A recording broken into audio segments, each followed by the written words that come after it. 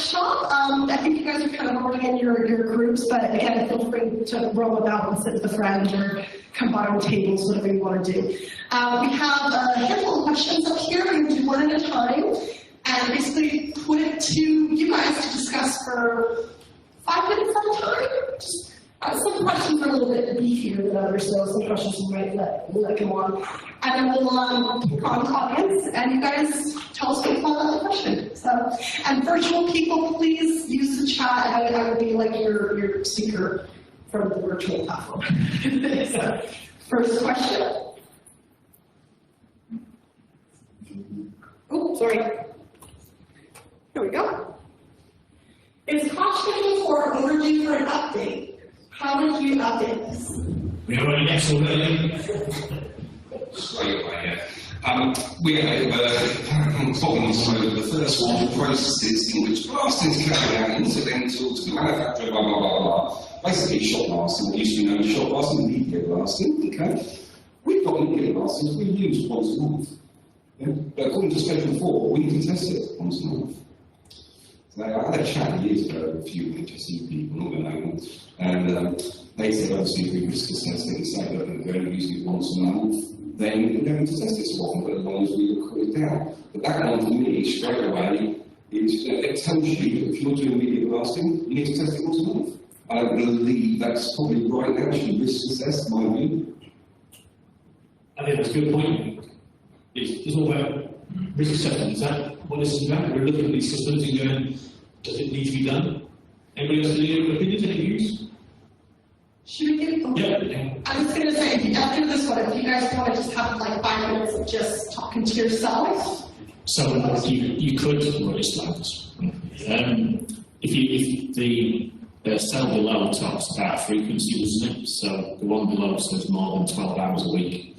So if you introduce a similar time or a defined time band to fit into what you just said with regards to low use equipment, then that might be a way of getting around it.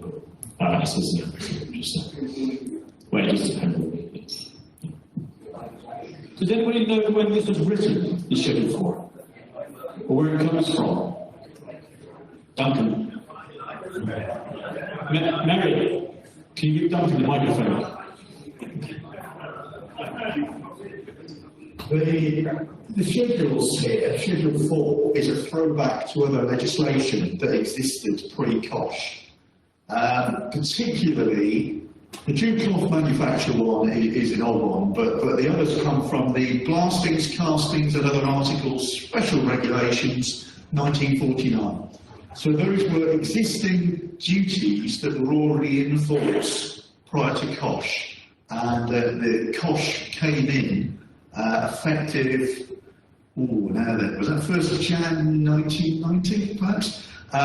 They didn't want to water down any existing legislation, so that was transposed into COSH. Hopefully that tells you why they're there. Thank you, Duncan. Has anyone seen jute cloth manufacture? Hands up. Come on, Adam, you must have. No. Oh, Duncan has. No, the industry's gone in Great Britain. It used to be quite predominant around Dundee. There was a number of jute cloth manufacturing processes there, but I'm afraid the work's all gone overseas, so that row could easily come off that table and it would affect nobody. Okay. Duncan, next question. What is jute cloth? Jute cloth is used, it's like Hessian sack. Actually, there's a bit of resurgence at the minute around reusable or more environmentally friendly bags. So whilst it might not be jute cloth manufacturing, there's still some jute cloth processing businesses springing up. Thank you.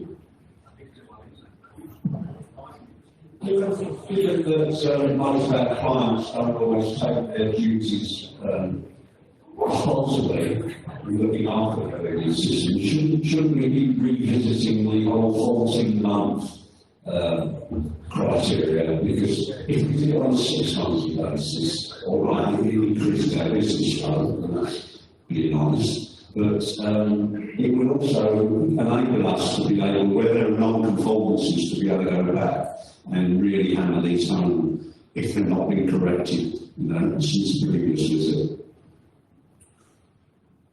Good point. Any views? You want to add to that? Everyone's full agreement, I hope. All in agreement? Hello, my name is Devil's Advocate. I understand the 6 monthly thing. I probably do less LEV examinations as most of you do in a month. I have some clients that can throw money at their LEVs and other clients that have to decide whether they want to change a filter or pay Dave. I totally get it, and it's all about protecting health. But I did have conversations with my client about the fact that I would rather you fix your LEV system than pay me to come and test it. I apologised over there to the HSC man. But at the end of the day, it's about people's health, and there are small companies out there that can't afford to have us back more than 14 monthly. And that's not the answer to the question. I think we do need to look at small companies, because it's the small companies that are being passed down by cost from the PLCs who are eliminating the process to the smaller companies that are doing it, and the smaller companies don't have the money to address a lot of these issues.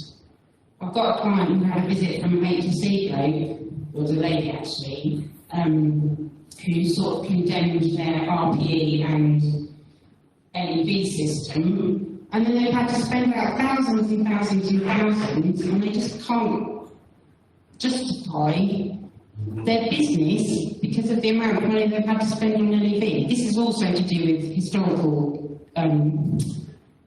non-commitment, but there is an issue, I think, with small companies out there not being able to even achieve what we're trying to get them to achieve now.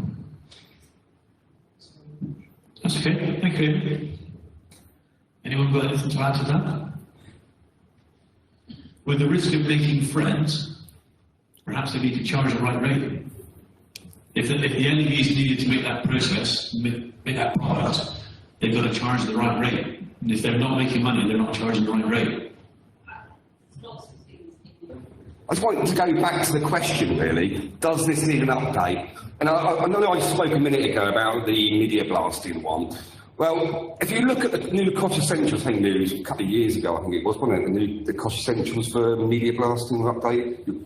These people down there are smarter than me, they know more. But at the back of that, it actually says, get it thoroughly examined and tested at least once every 14 months in one of them. It does say that. So we've got conflicting information there straight away, haven't we? So we've got that telling you a monthly, but we've got Cost Essentials telling us 14 monthly. So I guess, I'm not going to put words in their mouth, but I guess they've seen a need for an update, the HSC, I guess. But I'm not going to can't put words in your mouth, obviously. So that's my last bit on that. So yeah, it needs updating. Thank you, Mick. Anyone else?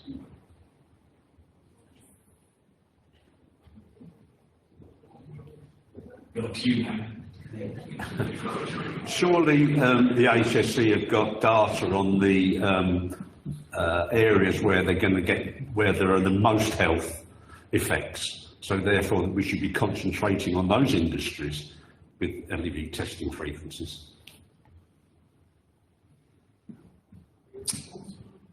Yeah, I was just thinking along the lines of people being able to afford things, and I think I would prefer to think about what might we find if we test more often. What are the likely problems we're going to come across? And I think some of the common things are not changing filters regularly, ducts getting blocked up. So would it not be better to try to help the end user to maintain their systems better than having them tested again? Because if we test them and they pass, great. If they fail, we probably already know the very common reasons that they're going to fail in between the 14-monthly test. So I'm just thinking, is there something else that we can do? Because at the end of the day, well, I don't particularly think it's about us getting more business for ourselves. It's about trying to make sure that the end user can maintain and look after their equipment for it to last the 14 months. Maybe talking to suppliers about making sure that when they put logbooks and maintenance schedules together for end users, that they do it in a way that the systems can be maintained properly, because we see a lot of systems that just don't get maintained, and that's the reason that they fail. So maybe that's just another way to think about it. Okay. If we test more often, will cost not come down? Because you're not waiting for something to be in a poor state, you're picking up early, and therefore it's quicker and easier to fix. Do you have to do a full, thorough examination every 3 months, every month? Or can you just do visual checks and just keep on top of it? As we talk about the future of LEV, if we're looking more at automation and continuous monitoring that's web-enabled, then you could reduce the possibility of frequency testing, because you've got the automation in place, and that side of things is, you know, you're not looking at the capture point of view, but providing the process doesn't change. Great point, Clive. If you're continuously monitoring with pressure, you get alarm settings and stuff like that. Therefore, you would see if there's a change, wouldn't you? Because the pressure sensors would change. All right, we've got some pretty juicy ones for you guys. So, here we go. Should an LEV tester be trained to undertake Desir risk assessments? So, in my opinion, I don't think LEV testers should be trained to do Desir risk assessments. Desir risk assessments are very complex in themselves. There's an awful lot of training that's required in order to do a thorough Desir risk assessment. However, I think LEV testers do need to be made aware of the issues with explosive atmospheres, and how, when you're testing a system, what precautions and risk assessments need to be done from a testing viewpoint. So I think as an industry, there should be more training in terms of Desir awareness for LEV test engineers. Everyone agree? Disagree? Different opinion? One of the questions we had earlier, which we didn't read out, was should BOHS be doing Desir training as part of the B-series? Is that something we think we need? Is Desir an occupational hygiene thing, or is it an engineering thing? If you've got an extraction system that's extracting explosive or flammable material, who's going to check that it doesn't set fire or explode while it's being extracted? So either you need to inform the people who own the machine on site that they've got to do their Desir risk assessments. Your report, my report, contains Desir zoning. You've got to walk into a business and say, this is aluminium, this is flammable, do you know this? Yes. Have you done the risk assessments? No. Well, then you need to do it. If you can't, I think, yes, they should offer training for Desir, absolutely. And if you are an LEV tester, you can decide yourself if you want to undertake it. And the end user themselves can decide if they want to have an LEV tester that's going to do Desir risk assessments, or if they'll hire someone independent, but it should be offered. And as an LEV tester, you're responsible for that system not killing people with what it's extracting, so you should at the very least be making people aware that what the system is extracting is dangerous in terms of flammability and explosion. So, yeah. Good point.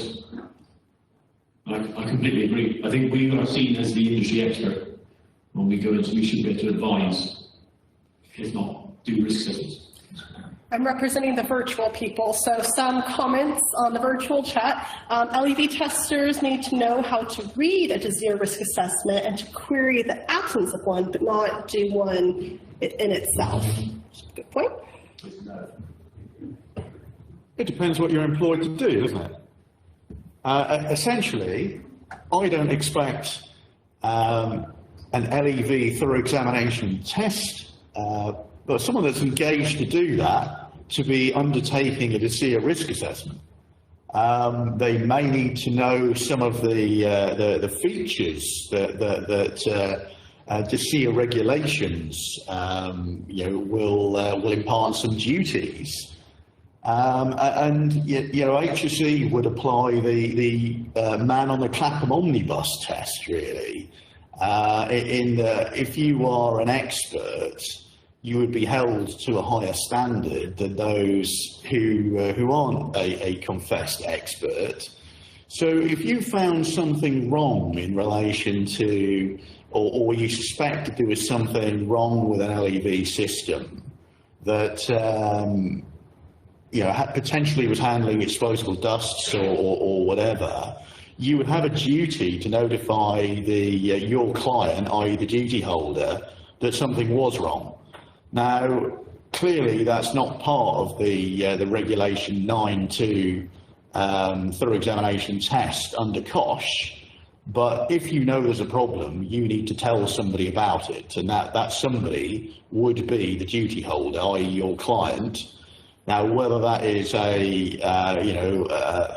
explosive relief panel venting to an unsafe place, whether it is an anti-blowback valve not being installed, or whatever. If you recognise these problems or defects, you need to tell them. Otherwise, you could potentially be breaking the law under the Health and Safety at Work Act, Section 3. So, I would suggest that thorough examination and test engineers working in industries and working on systems that could be handling flammable gases, vapours, explosive dusts, should have some knowledge in this area and should be able to report back to the duty holder accordingly. My comment is, not all LED testers. Come up to the microphone. I'm loud, I'm American, I don't need a mic, come on. My comment was, as an LEV tester, a lot of us just have the P601. DZIRA is touched in P601, not to a huge extent. It wasn't until 602, 604 that I started learning more and more about DZIRA. So, yes, Section 3, we have that duty to report, if we see a hazard to, in the workplace, but not all of us have that training from our 601. How should we deal with that? I can't comment on how to fix things and what you should be doing. I can just tell you when you've done it wrong. Duncan, what would you deem a competent DCIA person to do a risk assessment you have learned before they complete one?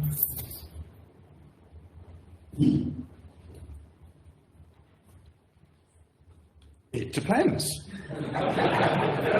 It depends on what the risk is, it depends what you're contracted to do.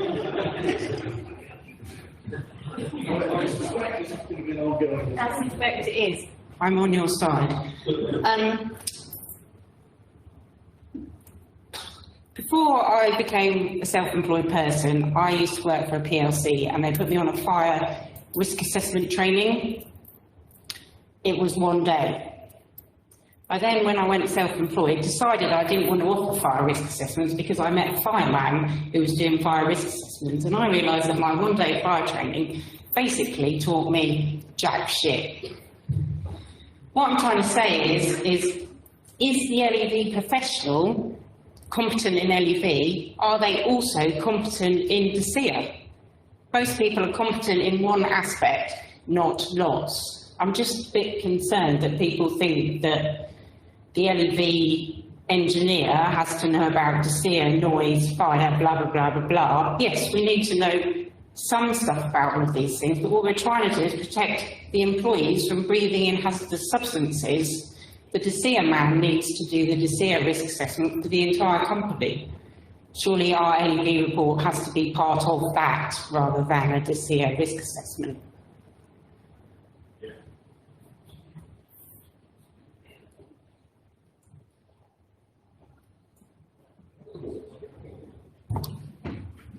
As we're designing systems, we have to know about DZIRA and ATEX. because we're putting these systems in. And if we put them in and they go bang, we get a problem. So when we're designing a system and putting it in, we do commissioning, and we produce manuals and service manuals, and we say in the commissioning what needs to be tested and when. So as part of that commissioning document, we have to put in there that you need to look at the Desir ATEX elements of that system, whether it's checking the earth bonding, whether it's checking the explosion damper, or whatever the component is, that has to be in there. So when you go and do your thorough examination test, what document do you need to ask for? Commissioning document. If the system hasn't been commissioned, it needs to be commissioned. And then it all gets incorporated into the commissioning. We need to go back to that. It's no good saying we don't understand it, so we're not doing it. These elements are within our systems, so they need to be checked. We're about keeping people safe and protecting health. You know, they may not breathe in the dust, but if you blow them to bits, it's still going to affect them, isn't it?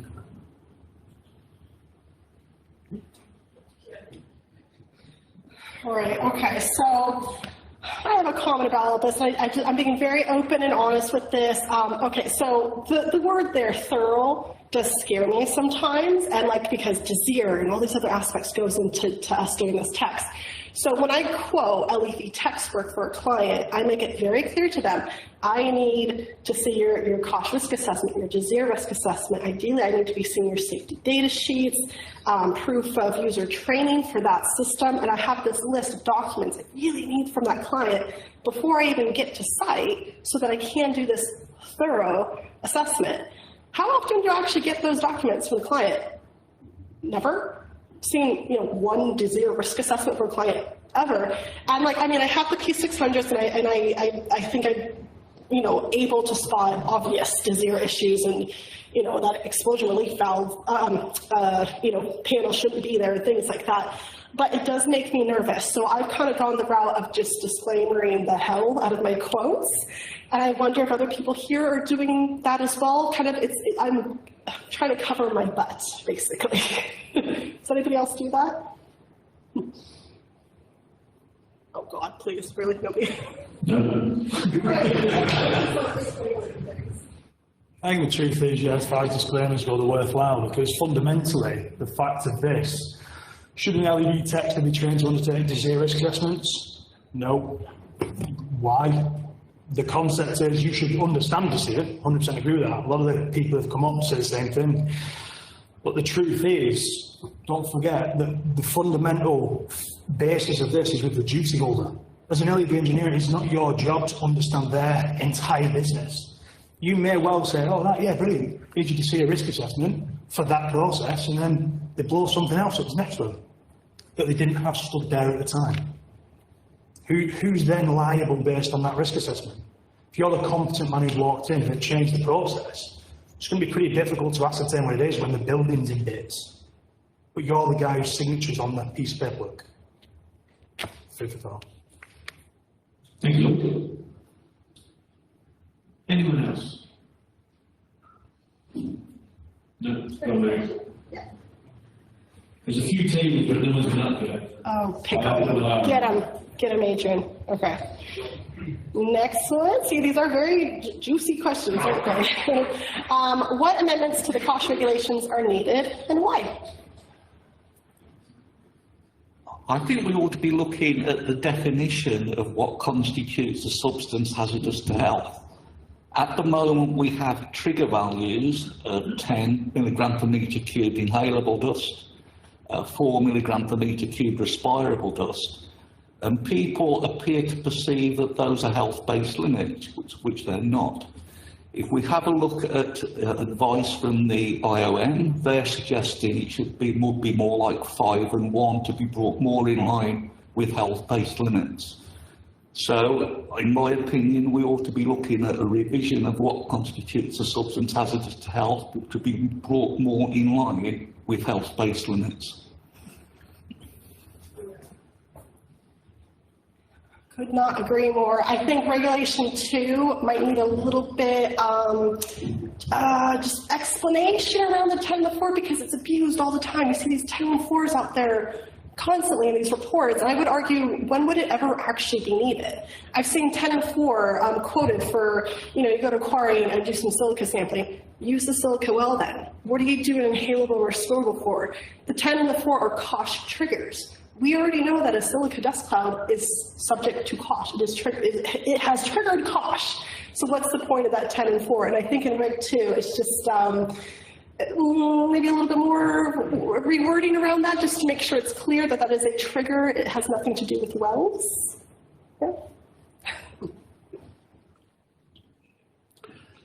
I asked this question at the last year's conference. I see you smiling. As somebody that's very much involved in kitchen extract ventilation systems, it's with your catering information sheet 26, you designate that solid fuel burning appliances should have an LEV system and do constitute an LEV system for their extraction. Yet it's well known that the general cooking of meats and other products can produce carcinogenic substances. So if that's the case, COSH should apply to a kitchen extract system. And if it does, therefore it should be all kitchen extract systems should constitute LEV systems. And yet we had a discussion some years ago at what was the HVCA Vent Hygiene Group with people from the HSE who said no, it wasn't, that the kitchen extract system didn't constitute that. So the COSH at the moment is ambiguous in as much as that we know there are certain processes that are hazardous to people's health, but yet on the other hand, we're saying they don't need to have the same controls.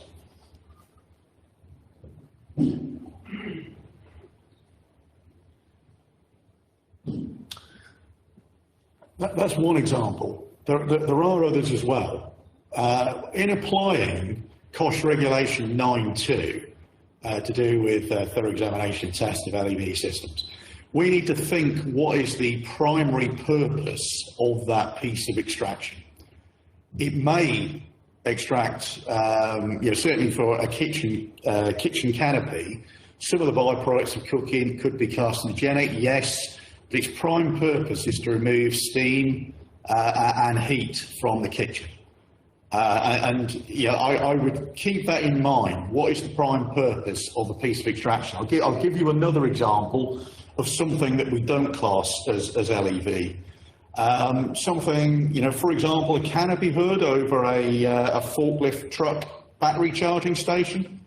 The primary purpose is to remove hydrogen liberated during charging, so it's there to stop the building blowing up.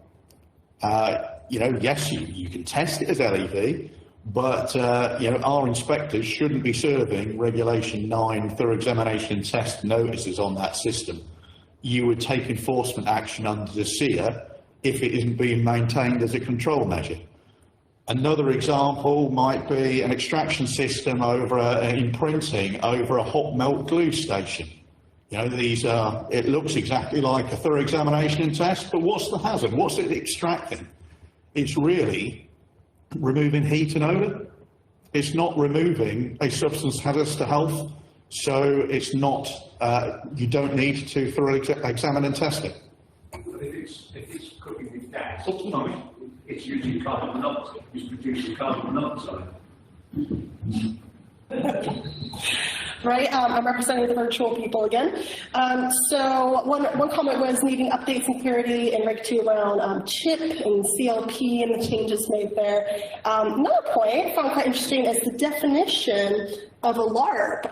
So if you really read COSH, the definition of LARP, silica isn't a LARP.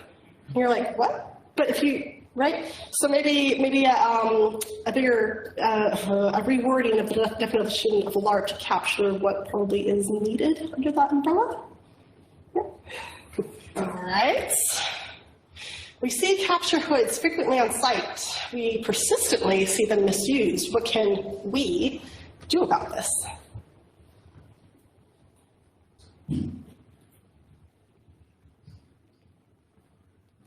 Here's an idea.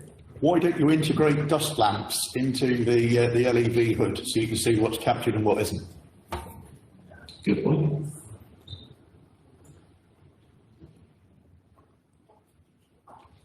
Should manufacturers be specifying the capture distance for various processes?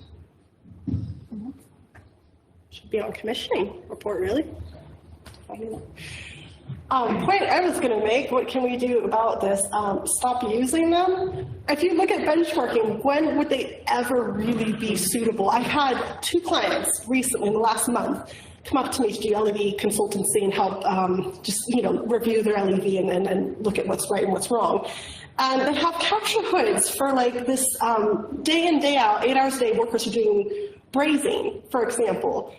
And they're going wrong, these capture codes. They're not positioning them right. So I can only really think of very particular scenarios where capture code would actually be warranted, like, low toxicity, kind of a periodic, sporadic, low duration process. Yeah, sure, that's probably fair enough.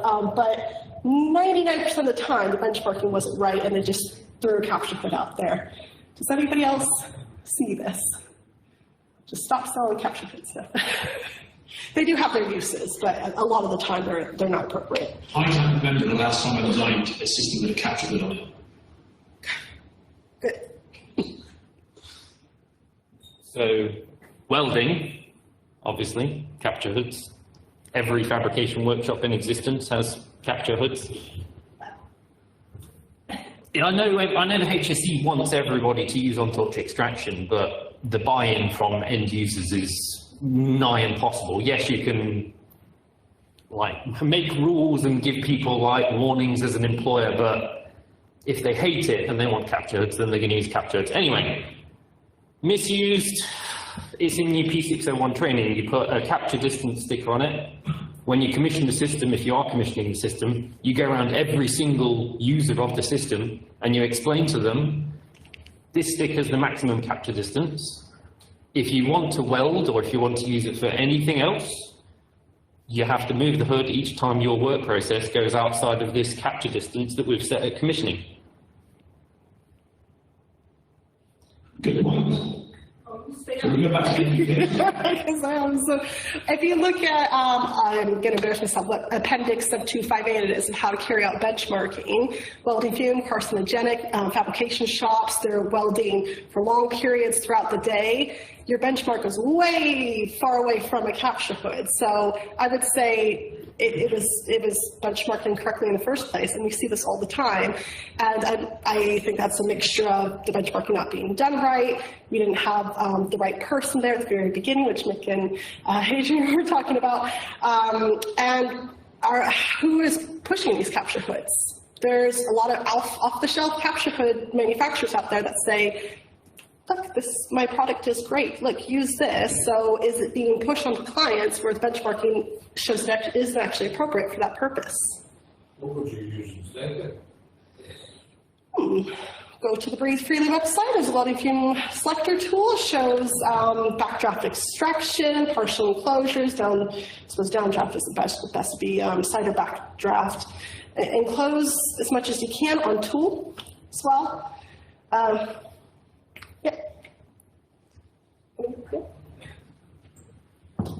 It's as far as reasonably practicable, not as far as reasonably affordable.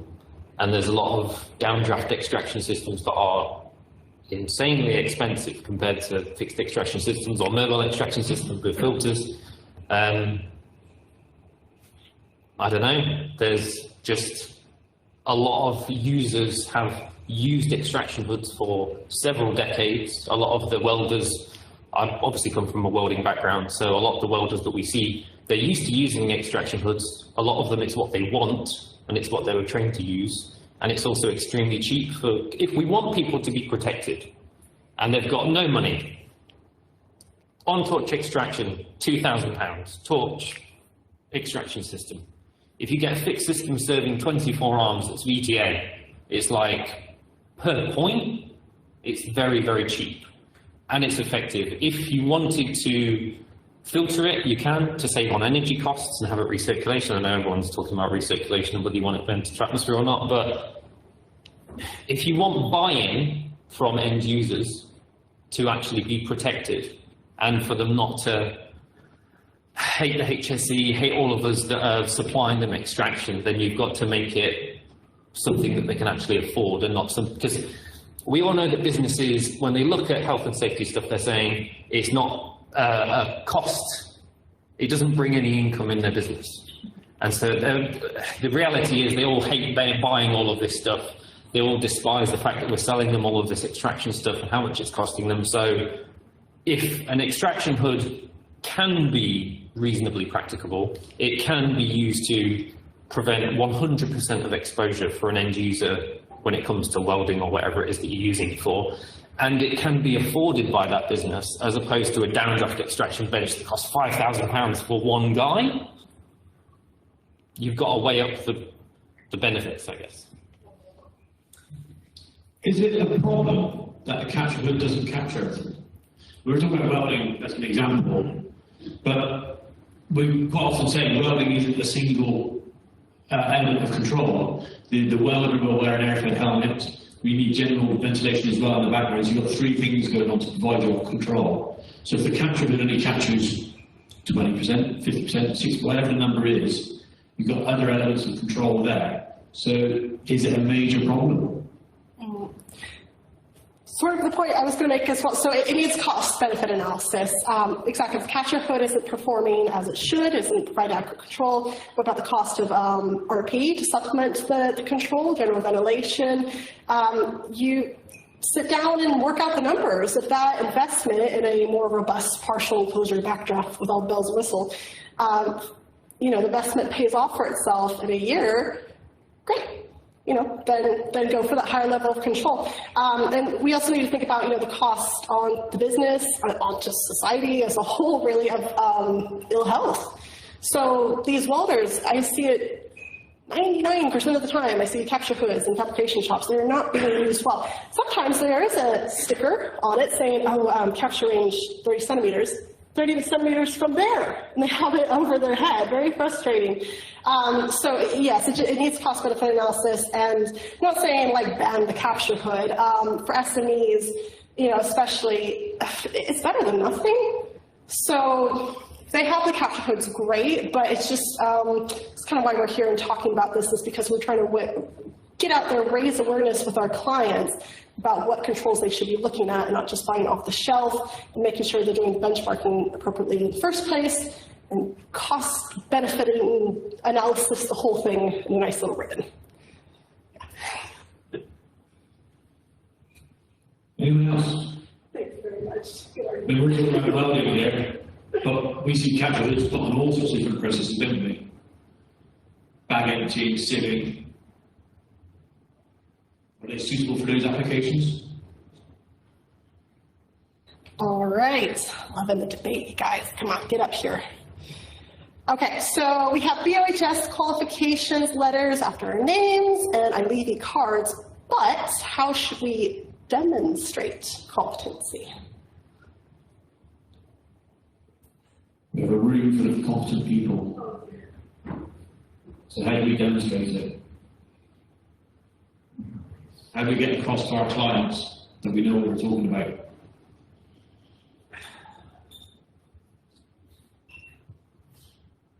There was a debate on LEV Central the other week about this, and it went on and on and on. So what do we think? Nice website, is that what it needs? Is it qualifications?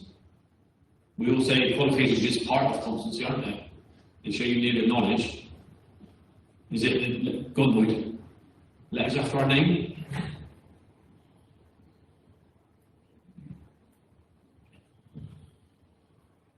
I mean, it's a bit of a confusing question, to be honest, because it looks like you've actually highlighted a significant chunk of what would be deemed competency. And obviously, LEV, as a body, are trying to push the competency card, hence the word competency card. So I would say that's probably a good way to show competency. Qualifications and training is half of competency. You need both formal and informal. When you start looking down a competency matrix, you need a few things. It's generally categorised by 6. SCATAL, I think, is the acronym. Can't tell you off the top of my head, but it's like skills and attitude, limitations are in there. So you basically need an understanding of yourself. How do you demonstrate to a customer? Conversations. You talk to them. Past exposure. You know, what have I done in the past? Is it something you're looking at? But the truth is, I think the LEV competency card is probably the most effective way moving forward. Someone else has peer reviewed you to say you're good at it. Well, if you peer review, that's a competitor saying you're actually pretty good. That sounds like a good way to do it to me. This is actually a prime purpose of the competency framework currently being established by BOHS. So being on that register as a registered occupational hygienist should demonstrate competence. True. What do you need to be on the register?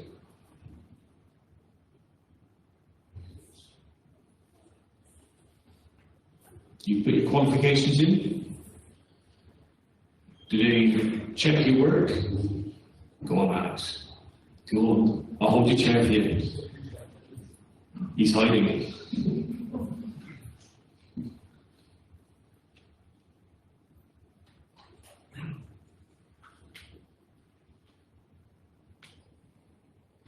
In the absence of the registrar of the Faculty of Occupational Hygiene and the CEO that's hiding outside, I'll try and answer this question.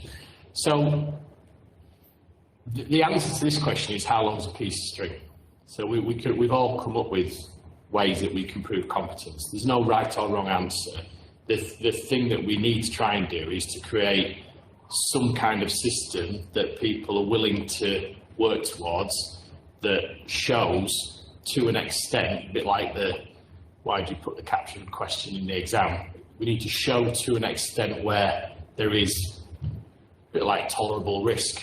It's beyond some kind of reasonable acceptance that this person or these people are competent in what they're doing.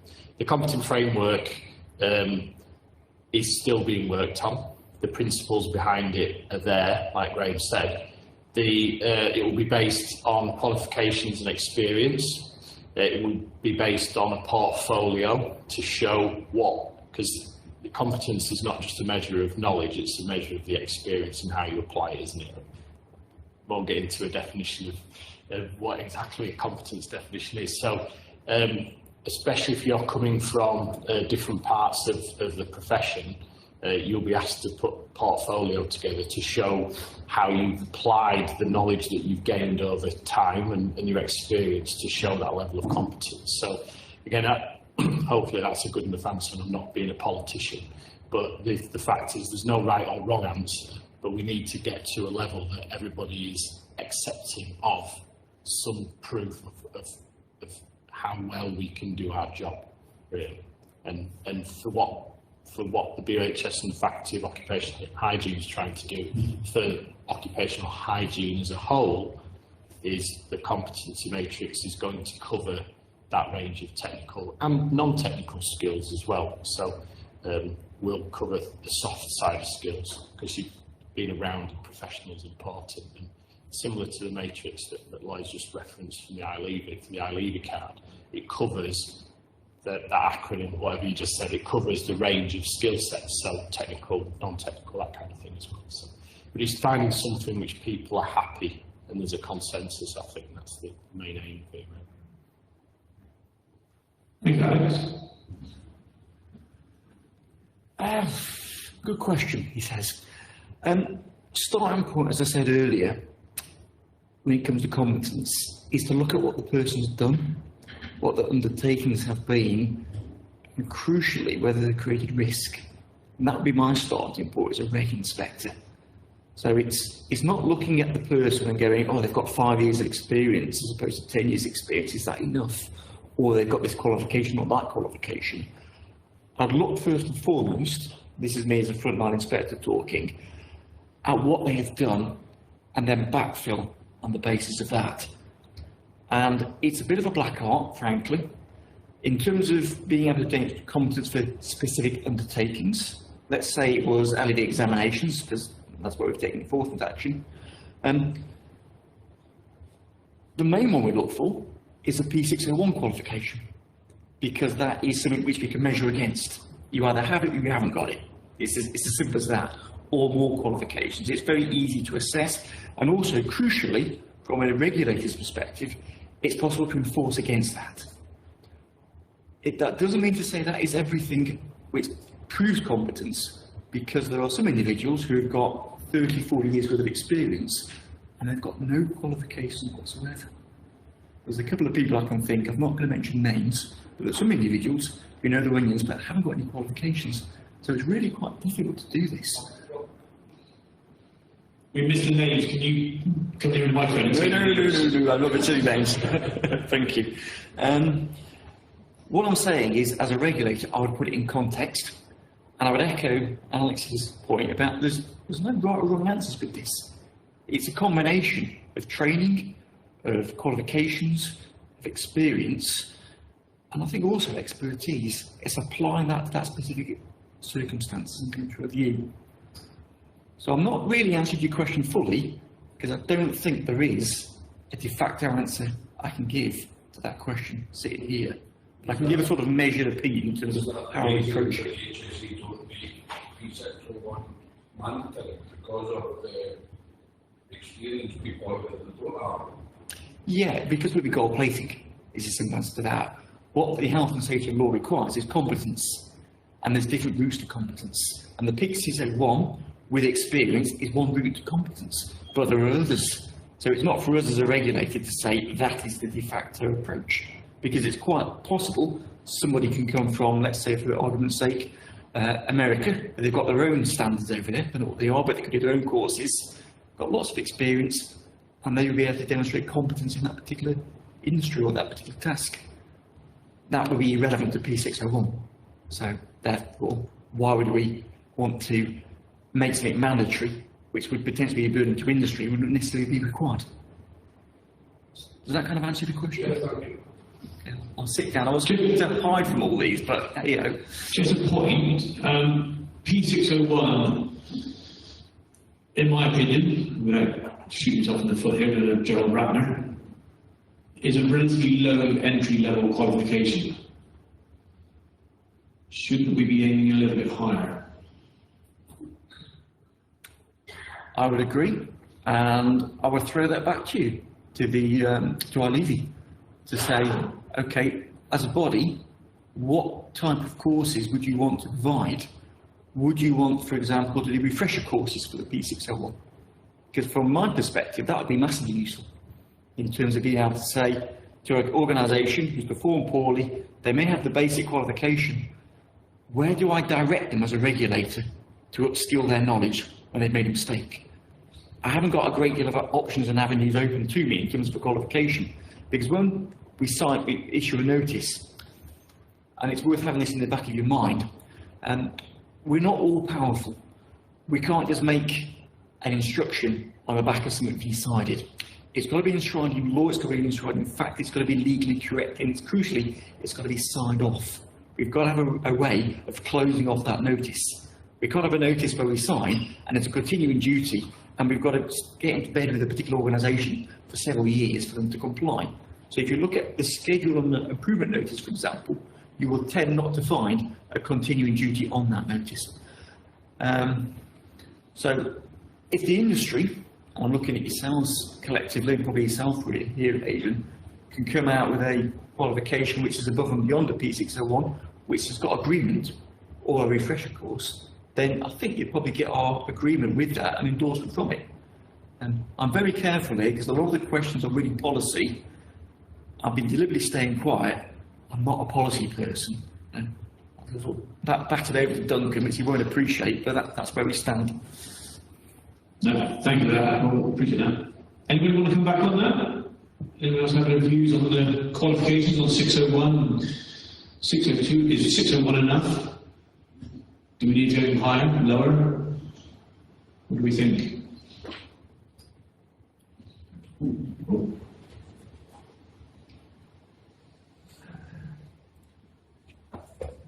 601 is often seen by industry as a destination qualification. You know, if you achieve that, you've achieved competence. That's not necessarily correct, and that's probably why it's not written into our guidance that in order to achieve competence, you must have the P601, because that's sort of inferring that everybody that's got the P601 is competent. And, you know, it's our experience that's not the case. So, you know, I think it's a very good starting point in terms of a learning journey. If you're coming from a different background other than LEV, and as Rob alluded to there, HSE do use this in our enforcement activity, because where we see evidence of a lack of competence, it's something we can point to say, you know, that doing that course would increase your competence. At the end of it, it may not necessarily mean that somebody is fully competent. So I guess what I'm trying to say in a long-winded way is that, you know, I think BOHS are probably going to look at the qualifications in the round, but there is an acceptance by industry that once you've got that, that's it, job done. That may not be the case, but we would judge you by the results of, you know, what we see. If we see a lack of competence, I don't really care what qualification you've got or not got. But, you know, what we see when we go into workplaces is a thorough examination and test report. That will be the first evidence that we will see that you have been there. It's the record that we will see. And if we see poor reports, that may be an indication of a lack of competence. We're not going to take enforcement action on seeing a poor report, but it might point towards a lack of competence. So we might explore that further. We might contact the company and we'll ask that very question. How do you demonstrate your competency to us?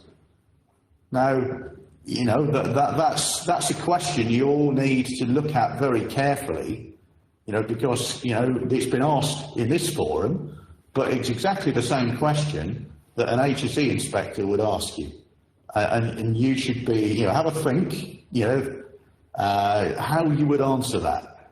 What's your experience? How many of those types of projects have you done? What training have you had? What qualifications have you had? It all comes together to be competence. You not see the same of a driving license. You need to have one, not when a competent driver. Well, we don't enforce the Road Safety Act. You know, because the question from the floor was, would we not say the same thing about a driving licence? It's a test, isn't it? And, you know, at that time, you satisfied the examiner that you could meet the basic criteria. But is that competent? Now, you've cited driving there. You know, skills get lost if they're not refreshed. You need broader experience than perhaps coaching to get you through that exam. It may not befit you to every situation.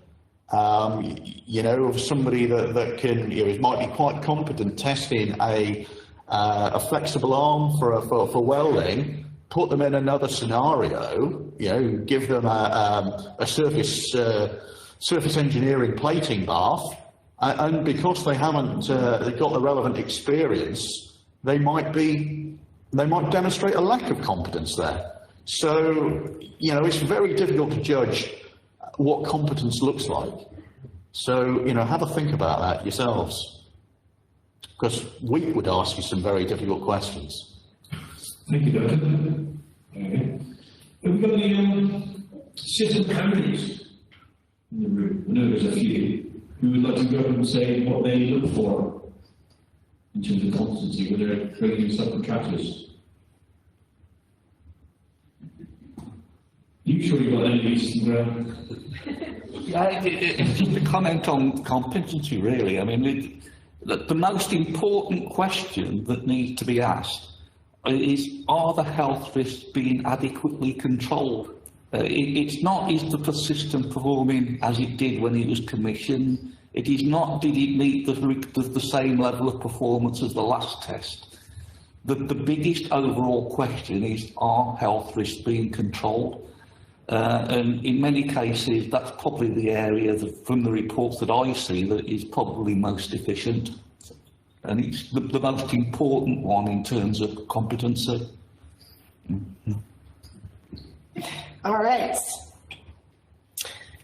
So, certain wells were pre-Brexit expected to be lowered. Some of these wells post-Brexit have not been. How do you see this impacting on the LEV industry and generally on workplace health?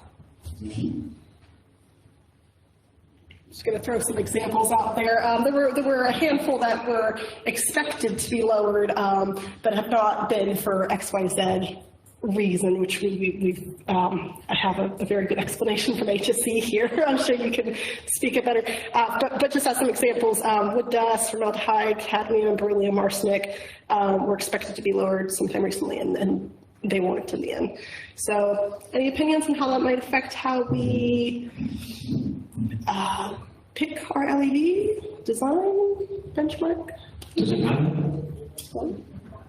These substances, are they all controlled to a lab? Sorry, Alex. Ignore what I said.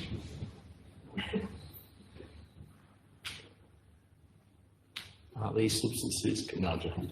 So, wells, it's a red herring.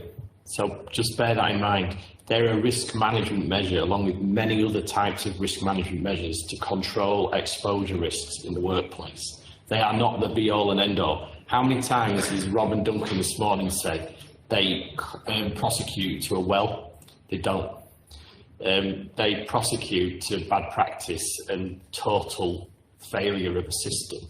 The cost regulations are not the well regulations. They're the control of hazardous substance regulations. So this is about the whole principle of control. Wells are one risk management measure. In REACH, they're called DNLs. They're listed as RMMs, risk management measures. That's all what wells are. So remember that. Don't get too over complicated with this, the addiction of complying with the well. If they haven't been lowered, as Adrian said, so what? Most of the substances that Mary listed are already CMRs, carcinogen, mutagen, or reprotoxic substances. We should be controlling to as low as reasonably practical anyway. And as a professional and through an ethics, that's the right thing to do. So for me, you don't work to a number, you work to the principle of good control practice. That's also written in COSH. Don't ask me where it is. There's so many of them on a sheet. So we should be applying those good principles. So we need to apply that kind of thinking when it comes to the selection of control measures. What we are finding, though, is that wells and occupational exposure limits can help guide what our performance targets need to be, and help us as part of the bigger picture to set performance standards of containment or control systems. But for me, it's not the be-all and end-all that I think we need to think about. We often need to think about the bigger picture. I have managers back where I work who are besotted with a number, and they need to get away with that. They need to think bigger picture, to think about good control. So that's just me. Customers tend to be as well. Oh, they do, because that's all they understand. That's all they understand. Yeah, yeah. Yeah. So it's a real education. It's a real education piece, because it is. Yeah, customers, managers. We need to get under one. Why? Well, what do you mean? Well, that's the well. Well, but that's not. We're not designing a system like that. That's a number about leading you down. Graham mentioned earlier. Is it a health-based exposure limit? Is it a finger in the air-based exposure limit? A lot of the ones in EH40 are finger in the air exposure limits still. So it's a real, it is a tricky situation, but if we apply principles of control, we've got to sell that to customers, and I totally get that, because I have to sell it to senior managers that need to sign off a £2.5 million project that we're delaying because we want to put good containment in place. So it's the balance of making sure we do it and using these for the right purpose. So for me, it does impact, but it's not the be all and end all. We need to think about that bigger control picture. So. Thank you, Alex. Anyone else? I want to give my opinion here real quick.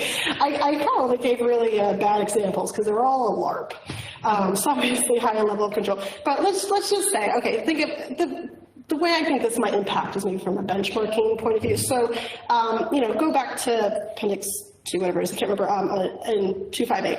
And, you go through and maybe it's group C, hazardous, something like that. Okay. And then we have our well, which is 5. And I benchmark it to be at, ideally, I normally do like 10% of the well because of statistics and all that. So maybe I benchmark it to that. And perhaps it gives me a hood that's a little bit on the lower end. Maybe it's, a little bit more towards the capture hood sort of partial enclosure down there. Whereas if we had adopted the health-based well that the rest of Europe had adopted, and it was a fraction of the UK well, my benchmark would have led me a little bit higher up that graph. You guys know what I'm talking about in 258. So that's the way I see impacting. Is that going to happen? I don't know. Seems like we're not even benchmarking in the first place, a lot of these systems, so maybe it's not that big of a deal. But that's just a way I see that possibly impacting. Any other questions on this, or should we move on? No? Good? Next. Okay. I think we were talking about this one a little bit earlier. So P601 is NVQ level 3, in other words, GCSE level. Is this good enough?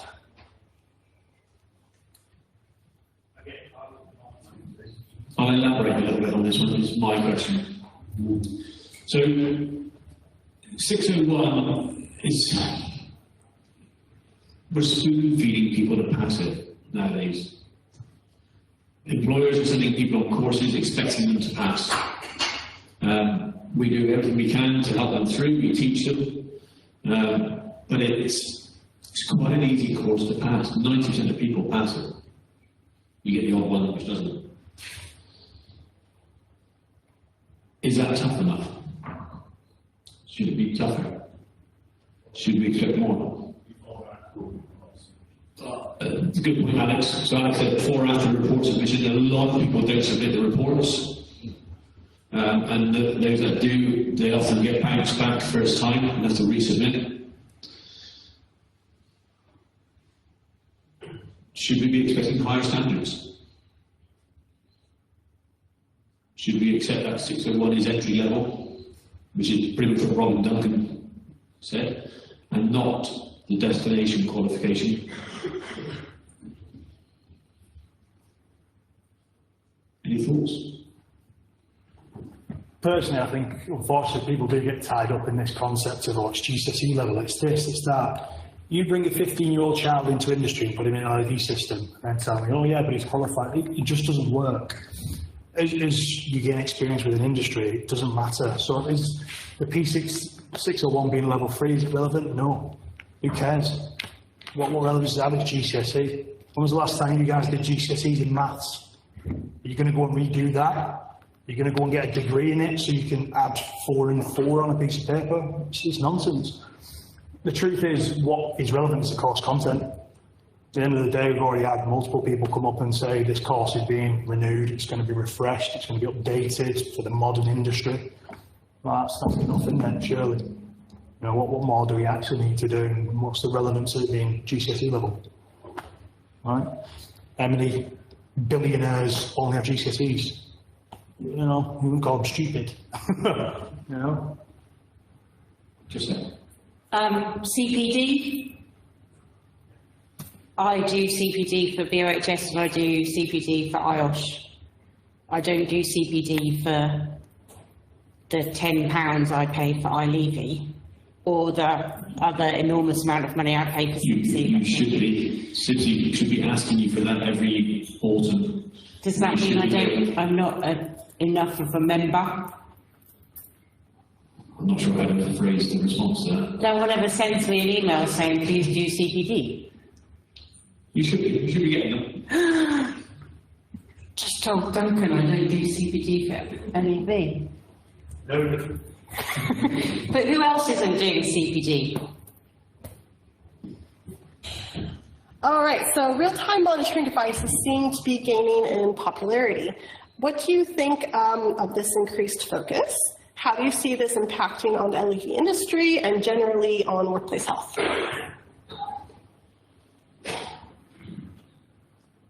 So who uses real-time monitoring devices in their exemption test? Well, bloody good. Yeah, exactly saying, yeah, I use it, yeah. How do you use it?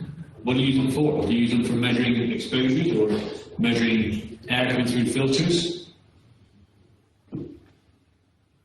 It's primarily a way of measuring that the airflow is still correct, that things haven't wildly changed.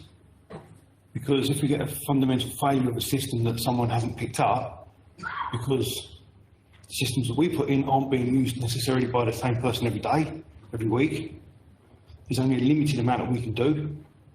They're probably only a very short duration use as well. So it may be installed for a week and then taken back out again. That gives the actual record from an online device, demonstrates that the system was provided correctly and is working, or it's demonstrating that it hasn't been working, so it cuts both ways for the customer. It's either a defence or prosecution. So it demonstrates who's doing the right thing and who's working properly, who's actually bothering to turn the system on.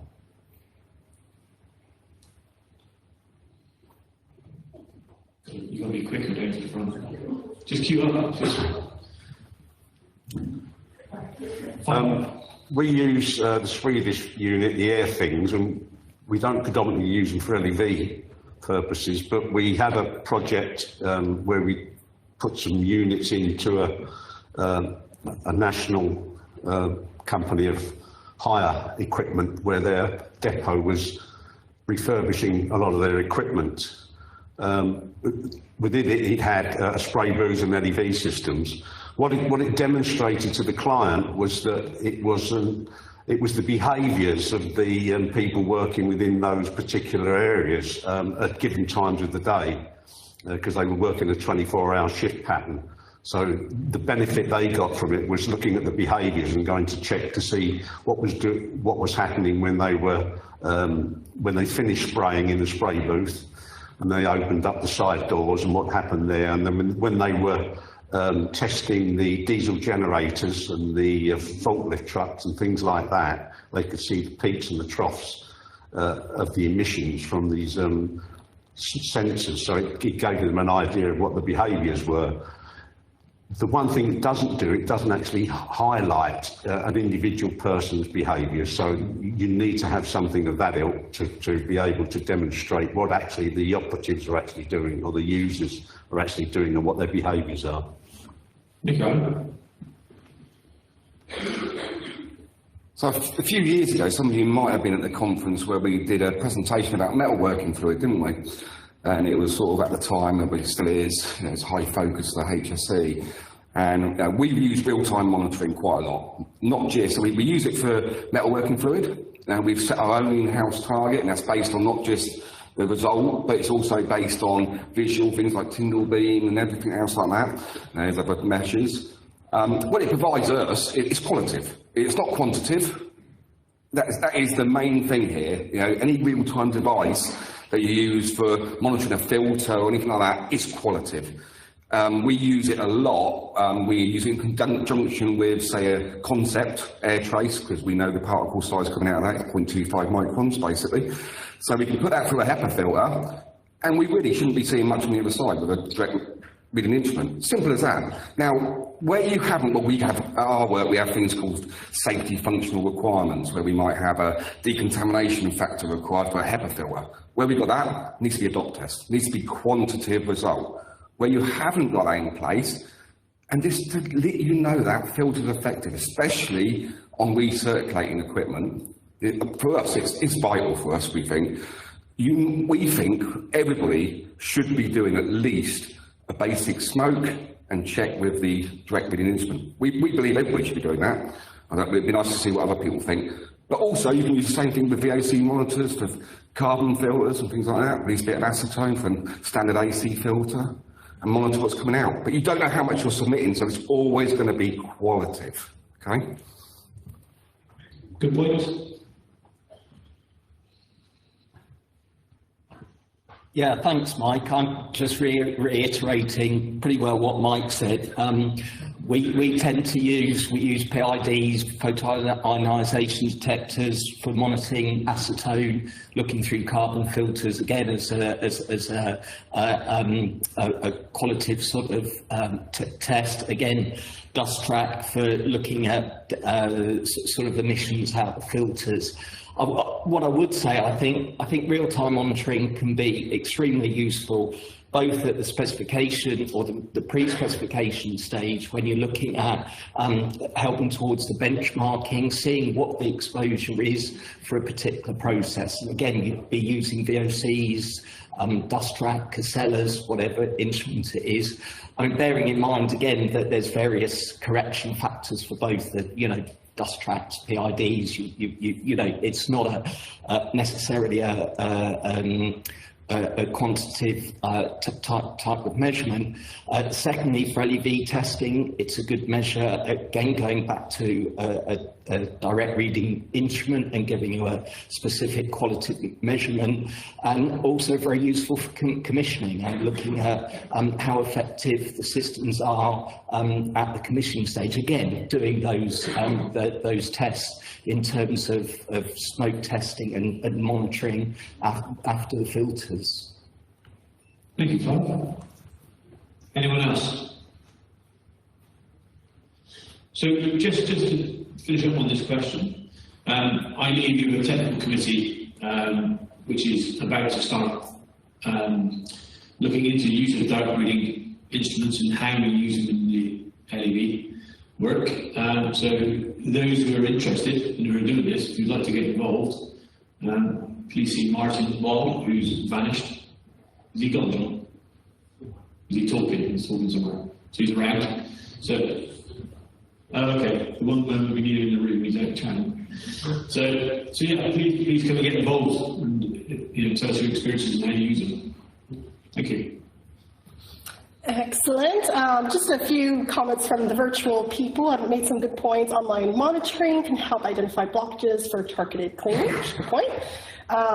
Being able to monitor, at the inlet and outlets to identify whether the filter is operating well or poorly. Good point as well. So yeah, reiterating what people were saying up here. Right. So last question. Okay, I think we have 4 or 5 minutes left. Alrighty, what should an LEV apprenticeship consist of? Qualifications, experience? So to give this a bit more background, this is part of the work we're doing with BISA and the BOHS qualifications. The aim is if we can get skills cards to approve the route we're looking at, it starts to form a 3 to 4 year LEV apprenticeship for youngsters coming into the industry. And if we can get a formal apprenticeship, then we can potentially get funding to help with bringing on apprentices within the industry. But whilst we can sit here and say we want to use the P series modules, what else should we be having in there? Report writing, technical drawing, occupational hygiene elements.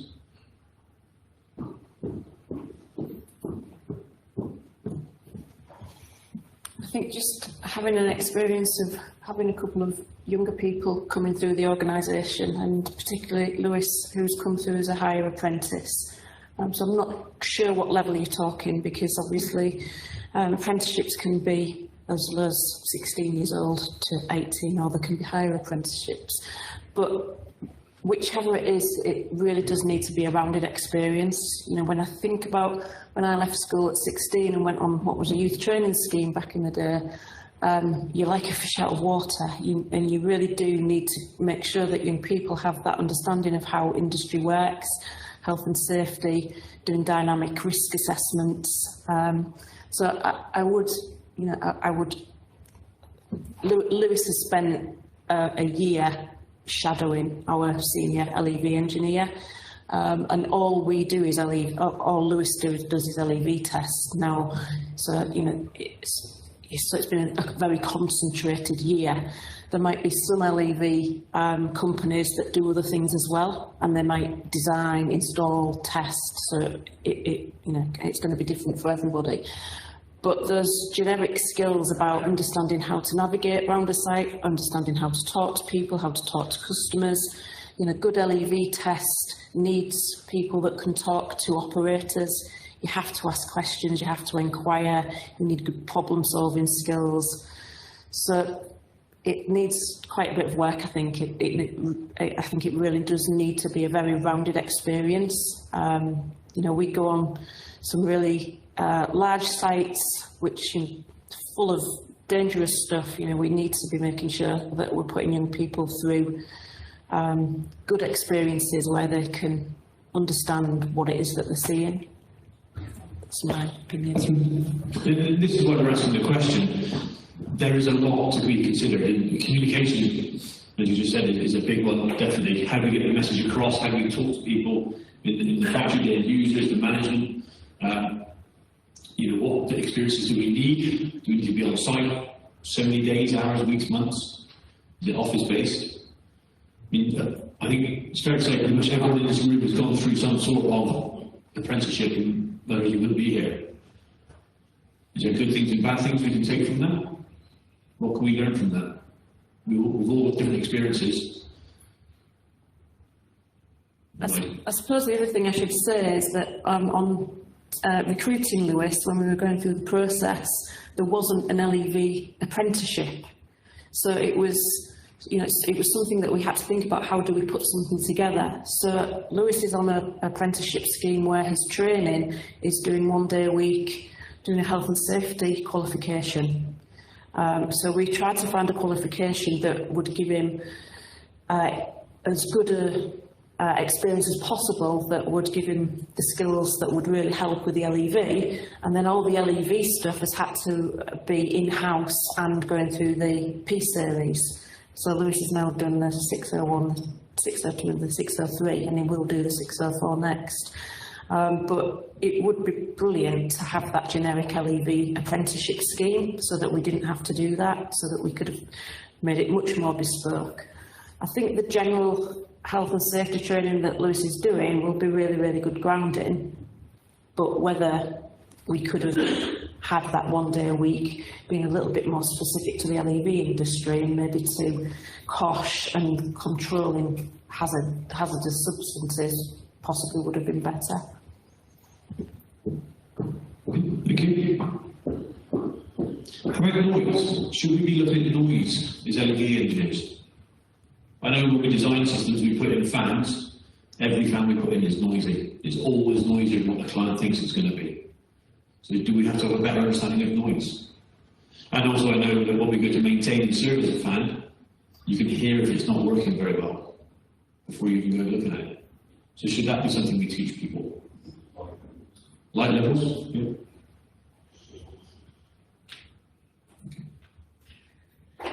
All right, well, it's tea time. So thank you very much, everybody who came up and gave your opinions. Everybody who stayed silent, we were watching you. Conference isn't over yet, so still time to pick on you.